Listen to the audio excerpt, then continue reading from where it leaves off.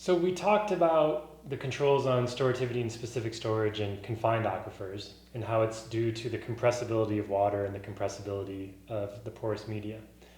That is not the case in the unconfined aquifer case. So in unconfined aquifers,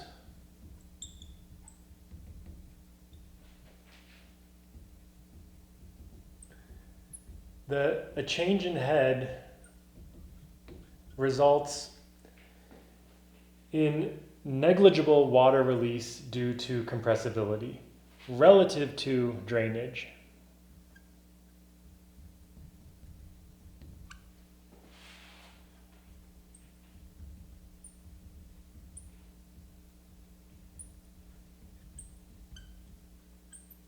So remember, in the confined case, compressibility was the only way that you're going to be able to get water out of the aquifer. In this case, compressibility is still at play, but it's just really, really, really small relative to the drainage that happens as the water table lowers. And in the unconfined case, we will define the storativity to basically be equal to this term that is called the specific yield.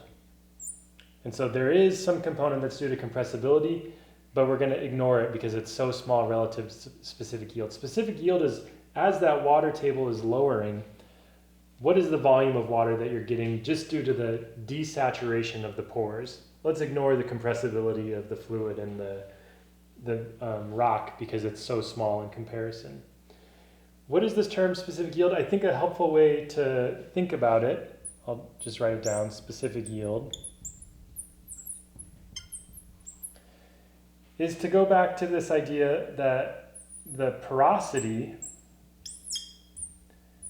is going to be equal to the specific yield plus the specific retention.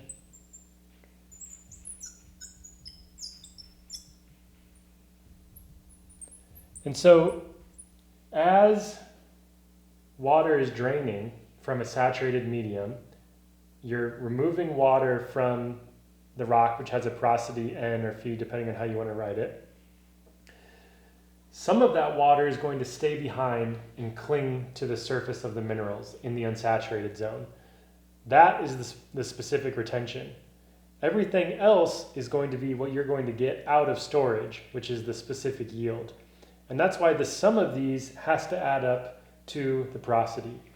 So just to note, not all the water in the pore spaces drains. Some of it is held in tension.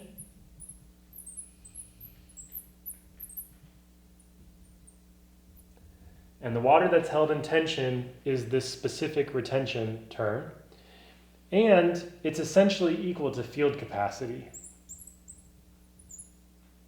SR is essentially equal